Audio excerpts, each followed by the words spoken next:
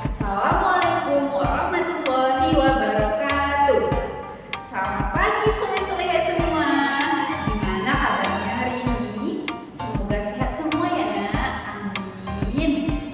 Hari ini kita akan belajar tematik tema H, yaitu daerah tempat tinggalku. Pastikan semuanya sudah mandi, sarapan, sholat duha, dan murojaah. Baiklah, sebelum pembelajaran dimulai, terlebih dahulu kita berdoa ya nak. Yuk angkat kedua tangannya. A'udzubillahi minasyaitonirrajim. Bismillahirrahmanirrahim. Raditu billahi rabba wa bil islami dina wa bi Muhammadin nabiyyan wa rasulah. Rabbi zidni ilma warzuqni fahma. Amin ya rabbal alamin. Hari ini kita akan belajar tematik bahasa Indonesia yang terdapat dalam KD 3.9. Adapun materi pokoknya: 1. Pengertian teks fiksi, 2. jenis-jenis cerita fiksi, dan 3. tokoh-tokoh yang terdapat pada cerita fiksi. Bu Guru harap setelah menyaksikan video ini, soleh-solehah semua mampu menjelaskan pengertian teks fiksi, jenis-jenis cerita fiksi, dan mampu menyebutkan tokoh-tokoh yang terdapat pada cerita fiksi. Soleh-solehah ada yang tahu apa itu teks fiksi? Iya benar, teks fiksi adalah sebuah karya sastra yang bersifat imajinasi atau khayalan dari penulis dan bukan kejadian yang sebenarnya. Ciri-ciri fiksi ialah 1. Fiksi sifatnya rekaan atau imajinasi dari pengarang. 2. Dalam fiksi terdapat kebenaran yang relatif atau tidak mutlak. 3. Umumnya fiksi menggunakan bahasa yang bersifat konotatif atau bukan makna yang sebenarnya. Macam-macam cerita fiksi. 1. Novel ialah cerita panjang yang mengisahkan kehidupan seseorang. 2. Fabel ialah cerita dengan tokoh binatang yang bertingkah laku seperti manusia. 3. Komik ialah cerita bergambar. 4. Dongeng ialah cerita khayalan tentang kejadian zaman dulu yang mengandung nilai pendidikan. 5. Cerpen ialah cerita tentang peristiwa yang dikisahkan secara singkat atau kurang dari 10.000 kata. 6. Cerita bersambung ialah cerita yang dimuat sebagian demi sebagian secara berturut-turut di dalam surat kabar atau majalah. 7. Cerita silat ialah cerita dengan latar belakang dunia persilatan. Adapun unsur intrinsik yang membangun cerita fiksi ialah 1. Tema. Tema adalah gagasan umum yang mendasari penopang sebuah karya sastra. Semua hal yang ada pada sebuah karya sastra harus memiliki tema. 2. Tokoh. Tokoh adalah pelaku dalam sebuah karya sastra. 3. Alur atau plot. Alur atau plot adalah cerita yang berisi urutan kejadian. 4. Latar atau setting. Latar adalah tempat, waktu, dan keadaan sekitar tempat terjadinya seluruh peristiwa yang ada di dalam sebuah cerita. 5. Amanat. Amanat adalah pesan tertentu yang memang sengaja diberikan oleh pengarang kepada para pembaca terkait persoalan di dalam sebuah cerita. Dalam cerita fiksi terdapat tokoh. Ada yang tahu apa itu tokoh? Iya benar, tokoh ialah pelaku dalam karya sastra. Tanpa tokoh, alur cerita tidak akan pernah sampai pada bagian akhir cerita. Ada 3 jenis tokoh bila dilihat dari keterlibatannya dalam menggerakkan alur, yaitu 1. Tokoh utama. Ialah tokoh yang amat potensial untuk menggerakkan alur cerita. 2. Tokoh tambahan. Ialah tokoh yang tidak begitu besar pengaruhnya terhadap alur cerita. 3. Tokoh latar. Ialah tokoh yang sama sekali tidak berpengaruh terhadap pengembangan alur cerita. Selain tokoh, dalam cerita fiksi juga terdapat penokohan. Penokohan adalah pemberian sifat pada tokoh-tokoh dalam cerita. Sifat suatu tokoh akan membedakannya dengan tokoh yang lain.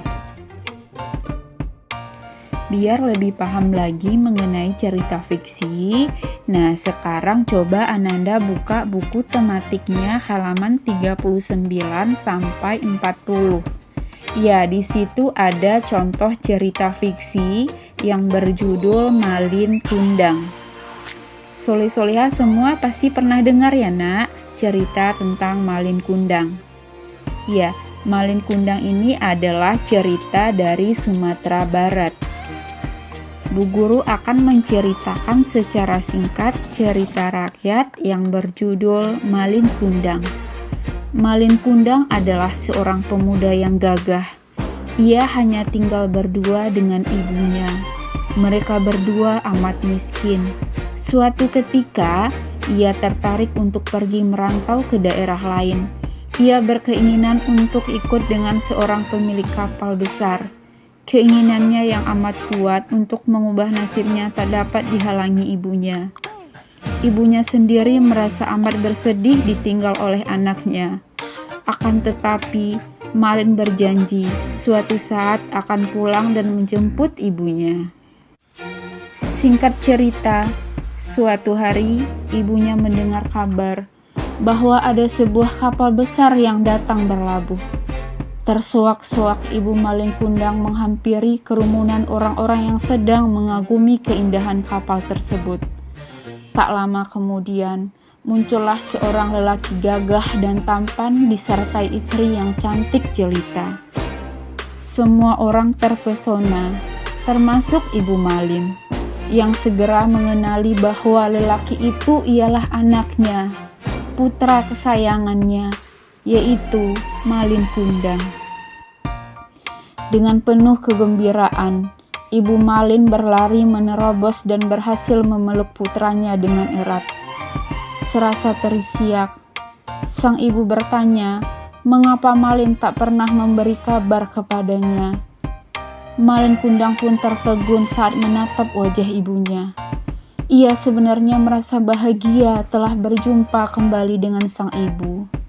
Namun, ia merasa malu saat mendapati ibunya yang telah renta, bungkuk dengan pakaian yang compang-camping. Namun Malin Kundang tidak mau mengakui bahwa beliau ialah ibunya. Dan Malin menuduh ibunya telah. Sang ibu mengangkat kedua tangannya dan berdoa agar Tuhan membalas perlakuan buruk Malin dengan mengubah menjadi batu. Doa sang ibu didengar oleh Tuhan yang Maha Kuasa. Kapal Malin Kundang terhantam badai. Kapalnya terombang-ambing. Ombak menghantam kapal tanpa ampun. Dalam peristiwa itu, Malin Kundang yang tersadar segera bersujud memohon ampun. Namun apa daya, semuanya sudah terlambat. Malin Kundang pun berubah menjadi batu. Kapalnya pun hancur berkeping-keping. Setelah mendengarkan cerita rakyat yang berjudul Malin Kundang, sekarang kita akan menjawab soal-soal berikut ini. 1. Siapakah tokoh utama dalam cerita rakyat di atas? Tokoh utamanya ialah Malin Kundang. 2. Bagaimanakah sifat para tokoh tersebut? Malin Kundang sifatnya durhaka, tidak menghargai jasa orang tua. Ibu Malin Kundang sifatnya tabah, dan sabar. Istri Malin Kundang sifatnya angkuh dan sombong. 3. Apakah pesan moral yang terdapat dalam cerita rakyat di atas? Pesan moralnya adalah surga ada di bawah telapak kaki ibu. Sayangilah ibumu karena ibumu adalah manusia paling berjasa dalam hidupmu. 4. Tentukan tokoh utama dan tokoh tambahan dalam cerita tersebut. Tokoh utamanya ialah Malin Kundang, tokoh tambahannya Ibu Malin Kundang dan istri Malin Kundang. Adapun kesimpulan pelajaran kita hari ini ialah teks fiksi adalah sebuah karya sastra yang bersifat imajinasi atau khayalan dari penulis dan bukan kejadian yang sebenarnya. Macam-macam cerita fiksi ialah novel, fabel, komik, dongeng, cerpen, cerita bersambung, cerita silat. Tokoh adalah pelaku dalam karya sastra. Adapun jenis-jenis tokoh ialah tokoh utama, tokoh tambahan, tokoh alur. Penokohan adalah pemberian sifat pada tokoh-tokoh di dalam cerita. Gimana Soli-Soli ya? Masih semangat ya nak?